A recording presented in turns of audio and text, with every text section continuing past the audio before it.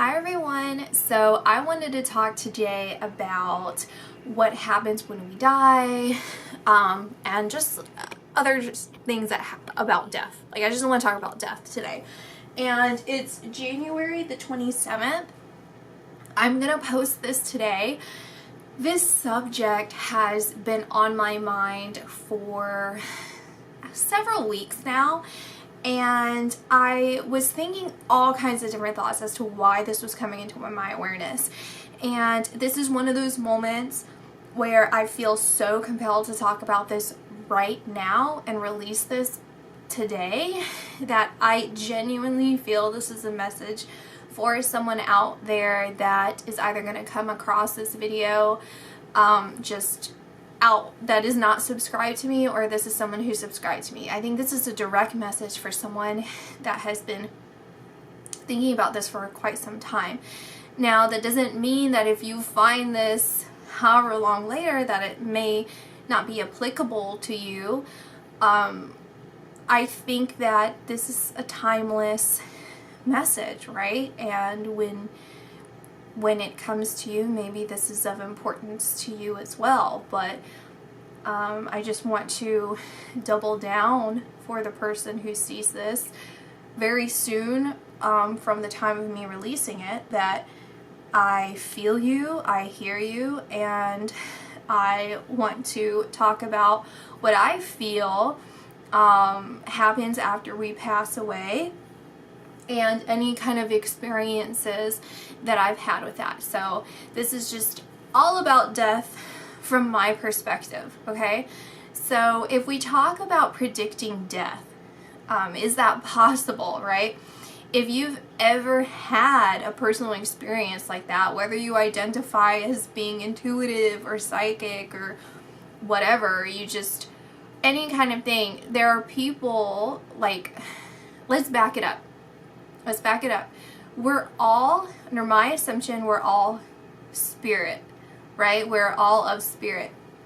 Therefore, there are experiences within our life that are of more spiritual nature than it is of a human nature. So you can try and analyze a situation as much as you can and try and come up with reasons as to, how to explain an experience. But sometimes there are experiences that are otherworldly. There are sometimes experiences that can only be explained because of the fact that we are spirits. And so I have had personal experiences in my life where I have predicted deaths of animals, deaths of people, people that I know, people that are related to people that I know. And in truth, I have seen it in readings. I haven't seen it about the person that I was doing a reading on, just people around them. But in truth, when we do these readings, right? If I do readings, we have to understand that this is interpretive. And I have to do my best to interpret the message. The messages that I receive from the spiritual realm come in all different ways, and I have to be able to not only keep my guard up, but also be receptive. Keep my guard up against entities that are masking themselves as good, when in reality they're just trying to manipulate the truth, or to it's like the long road of manipulating me, so then I follow that, and then I give misinformation or misguide people into doing some dark stuff. Like, it gets very complicated. That's why I don't believe that everyone should be doing this. I think this is a very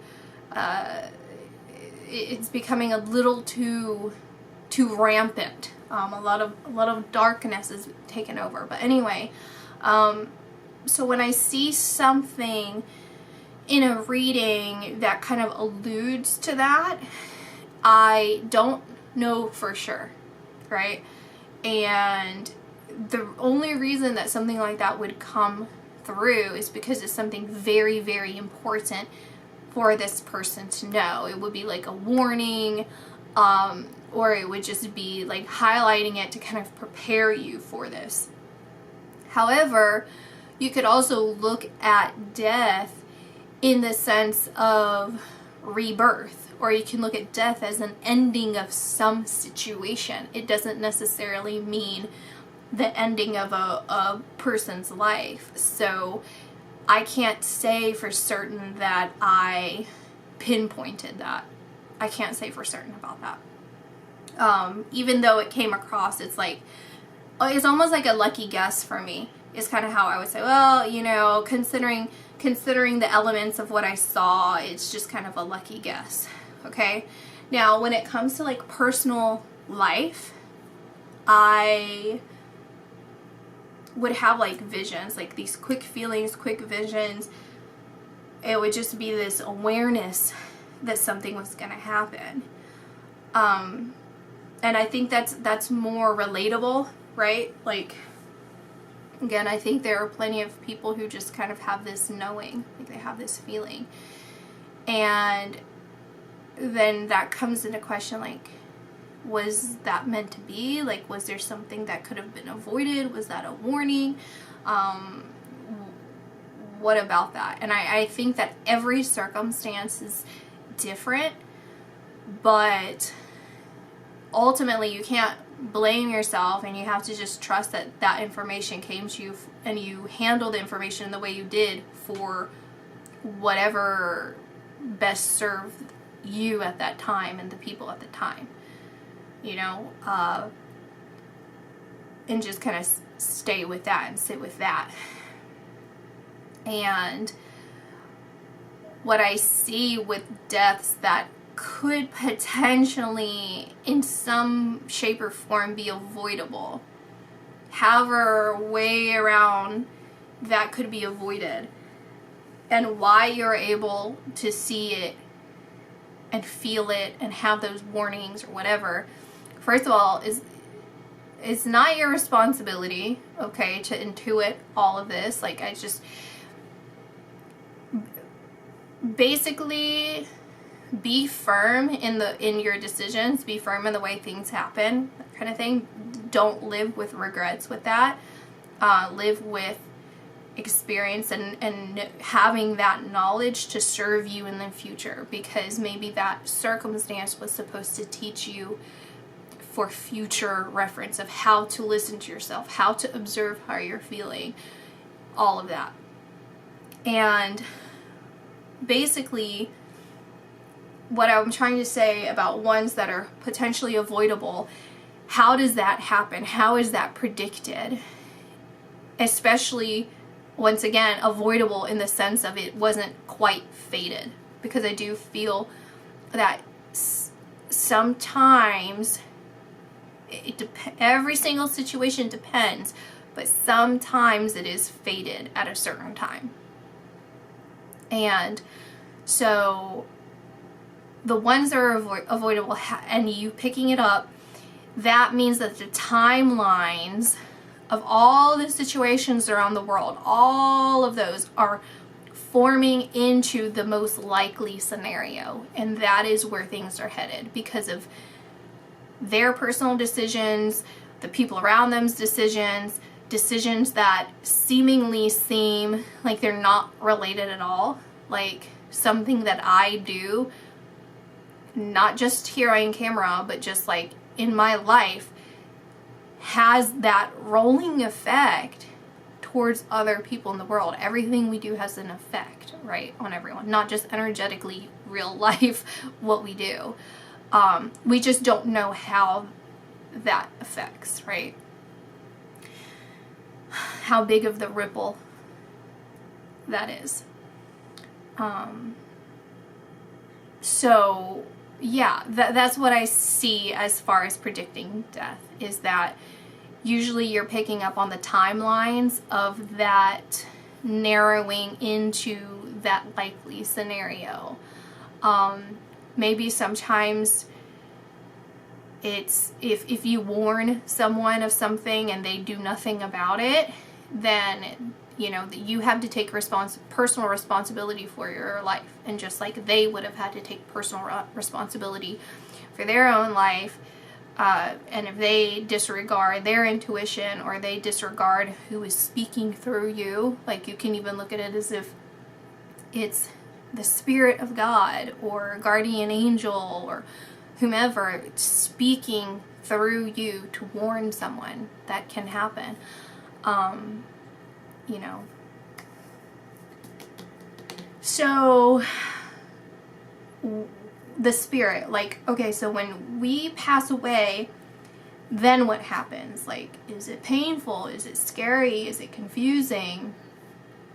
And what I see with that is the same thing. It depends on every person. It's never painful. I will say that. The pain is the human body. That's where the pain is. So when we return here, and I will say, because I've been in, I've broken my body before. Well, I didn't break it. Someone broke my body in an accident. I was in an accident, and I knew. I'll tell you. So, like, just in more detail, so you kind of get a better idea. So I broke my hip in a car accident. The impact was so strong. Like, my friend was driving a car. We got T-boned. And the car that she had was like one of the best safety ratings on the market for this car. And so even the people the paramedics, everyone, like if we weren't in that kind of car, we would have died.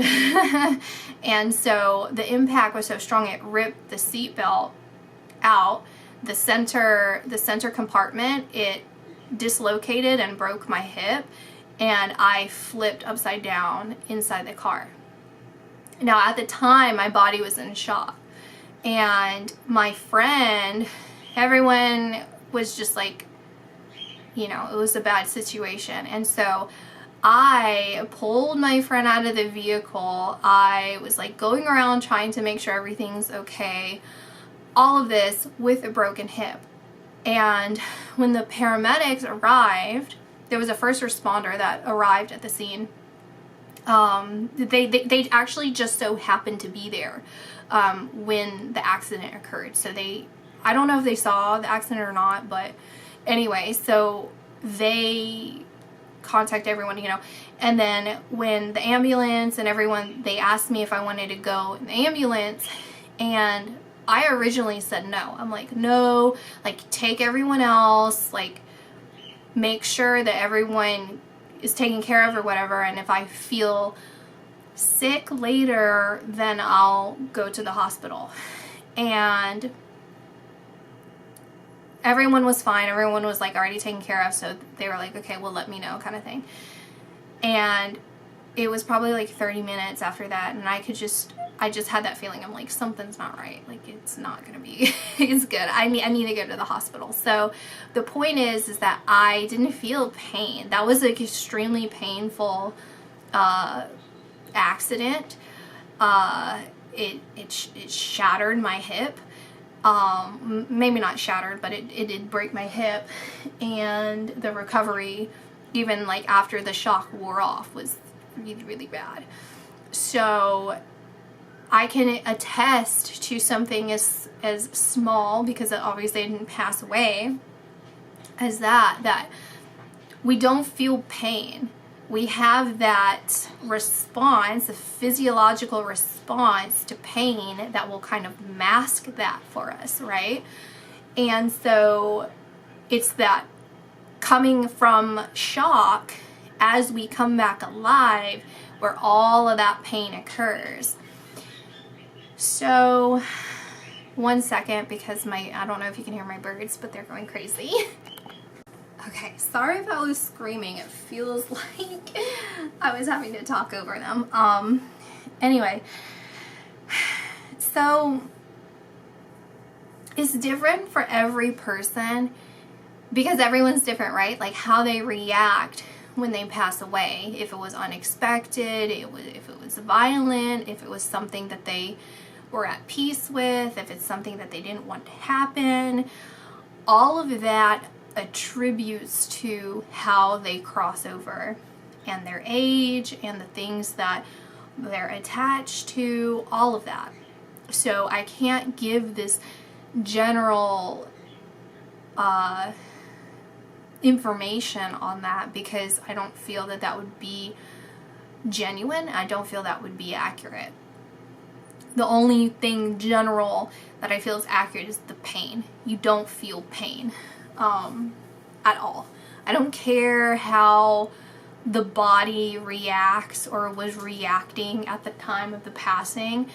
Why I bring that up is because I do remember an example of someone close to me who was disturbed by the way that someone had passed away, because I could see that they were struggling to stay alive, and that it seemed very painful, if very stressful, and that's just how some people react, though, right? Like, sometimes they don't want to go because they're in the human mind. It's like, I still have things to do. I don't want to give this up. I don't want to stop living this life. And so from our perspective, especially if we're sympathizing or empathizing, it's like, and you're not fully grasping or understanding it, which is totally understandable, then it looks traumatic, it looks painful, it looks scary. But I promise you, like, if that person that I'm talking about that passed away could come back and change the way that they had crossed over, because now they understand, you know, it's like that specific scenario, what I saw, which I don't know if I actually told them this, because this was like a personal thing with someone that I know, but it was that they could see their guardian angels, and they could, so they were in a limbo. They could see that it was time for them to go, and yet they wanted to stay because the love and the compassion and just like the life experience that they had, they wanted to remain here, so they can continue that, even though all their guardian angels were already there in the room trying to just like usher them out of their body. They didn't want to go out of their body. They were still attached, and so that's why it was appearing the way it was. And they don't, obviously, well, it's obvious to me, but it's like there aren't regrets about it, because they understand why they reacted the way they did. But if it would have made people who observed it feel better, then they would have possibly, it's not that they would have changed it, because I feel like that kind of shows how much passion they had, how much they cared, like in a physical way. But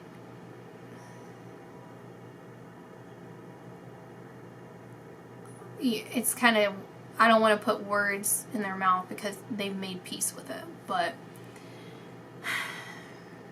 anyway, maybe that wasn't a good example. I don't know. So basically, like, I guess I'll say it like this. This might be a better way of explaining things.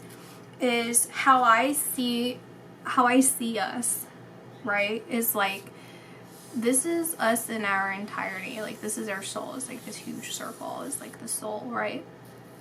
And the soul embodies the purity of God. And with that, we will do the infinity loop. This is the soulmate, which is the forever linking of your soulmate, which I guess I have to do an extension of this video and talk about that. But this is also just the depth of our understanding, because in truth, it's like two rings, right? Two linked rings. They're forever linked, but the awareness is where, how much of a circle, full circle, is it overlapped like this, or is it pulled away, you know, like that? This is where we get that feeling of like being separated from others, separated from our love, separated from all that, separate from spirit. It's infinity like that, where when the awareness of God comes in, and the awareness of our spirit, awareness of our journey, this is through lifetimes and lifetimes and lifetimes of different experiences, which are in truth just little micro fragments of our soul, then that goes like this, and then that's that reality of wholeness. We've always been whole, it's just how we perceive it. So let's go back. Ignore that. Let's go back to you though, your soul. That's you, that's me, that's everyone. But then how do we perceive us as a human being? Like right now, who you are, who you identify yourself as, or who others have identified you as, so on and so forth, which is a whole nother thing. But here is you. Your human life is literally like, it's actually like super tiny. It's more like that than that, but we'll use this so you can actually see it. It's just a little piece of you. It's just a little tiny piece. And so the process that I see when we cross over is coming back into, which again, like this has to come through lifetimes, so how big this gets depends. I don't feel, this is what I feel. I don't know for, obviously I don't know for sure about any of this, right? But this is what I've seen in visions, and this is what I have picked up from the voices in my head, right? Like whom I'm communicating to, which I truly believe are my guardian angels. And anyway, so from here, we're getting bigger and bigger and bigger and bigger and bigger when we cross, right? And this is where we kind of start making peace with that particular life experience, right? So that's when we start releasing the attachments of this world. And how that process happens depends on everyone. Depends on how much you felt connected to this world, right? How much you felt like things in this world were important to you, or people in this world were important to you, or experiences in this world were important to you. And you sit with that information, and your guardian angels are there with you, and they comfort you, and they give you all the time that you need in order to kind of understand what happened in that life experience, where you're going, what you want to do with that information, because the whole journey is to come back into this awareness. Just one second. Now my kitty cat is going crazy. All right, so that's what I see. I feel like there's more that I could say, more that I want to say. I'm gonna drag this on for a little bit longer, but just eventually I will get to it some more. Honestly, this is one of those videos I would just kind of scrap because of all these distractions. Like I can hear my phone going off now, and you know, whatever, but the point is I really genuinely feel this message is very important to someone out there immediately. And then obviously if you feel that this is for you at the appropriate time, I don't doubt that. I think you should trust yourself with that. And, you know, hopefully this helps in some way for you to kind of understand. So understand whatever's going on with you. So I'm not sure. There's something else that I want to say. There's an archangel. I don't know anything about them. That I feel is important to this. I'm gonna look them up myself. I don't know if it's Ariel or Ariel, Archangel Ariel is important here. So this is someone that I would look into. Oh, what I wanted to say as the final thing is, and how this relates, it's like, okay, well, what about like the continuation of life, you know, and what happens after that, and so on and so forth. And I don't know if I released the video that talked about the kingdom, the promised kingdom that I saw in a vision. I do still plan to release those videos. That's what I'm gonna be doing soon, is to just go through everything and schedule them. But I don't, to answer that question first, I don't believe that that happens until we all rise up.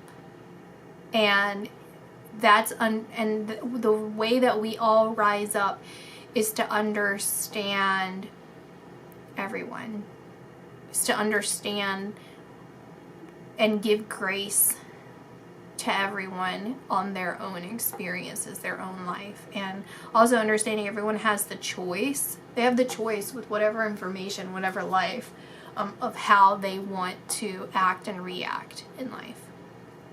And do we repeat lives here on earth or in other places, and why?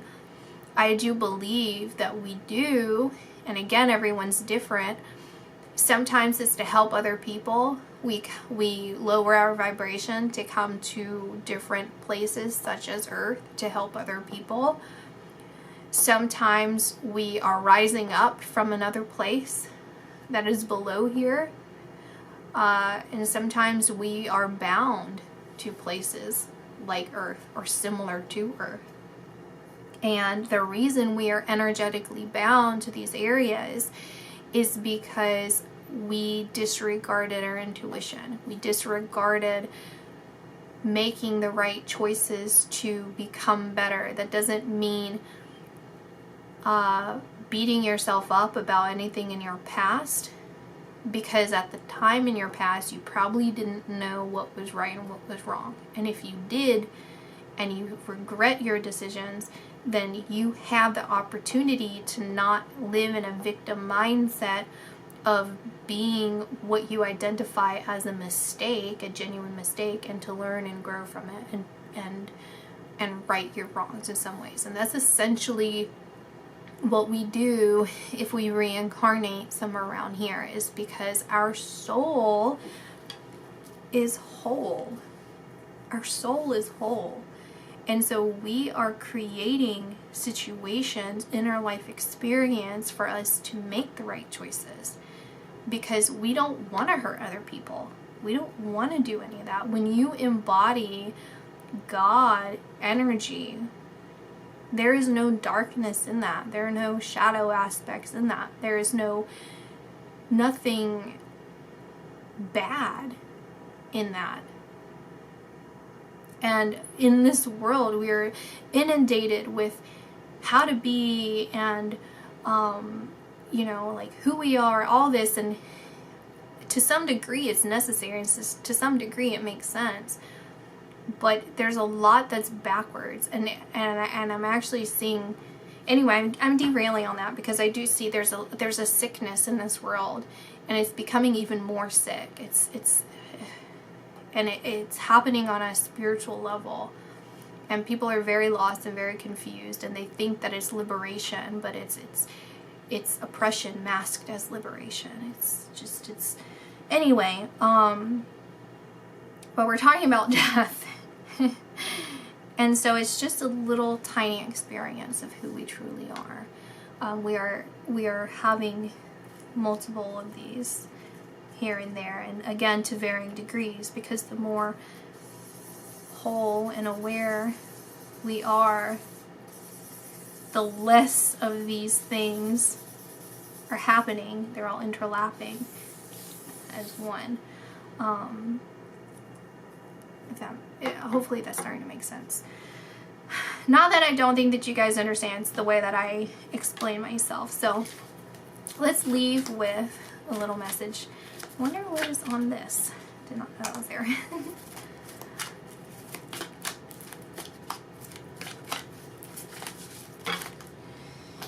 Archangel Jophiel, Gabriel, Sandalphon. Outdoors, nurture gifts from God. We are angels bringing you gifts from your Creator. Open your arms to receive. As you nurture a child, you nurture your own inner child. Both activities are important right now.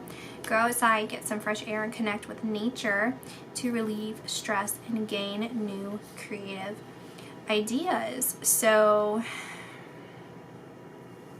I just feel that if you've made it this far, and you're open to this, obviously I think this message is saying that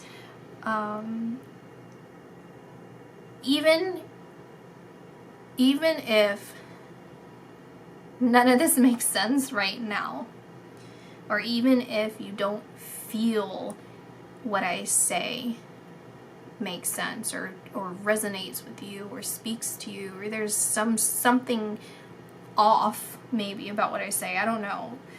The point is that in this experience of watching this, there's something to be learned or earned or gifted to you, for even just taking the time to want to know or to want to understand, or even if you think that this is just something to listen to or entertaining or whatever, that hidden in this is some sort of blessing that will come to light at an appropriate time for you.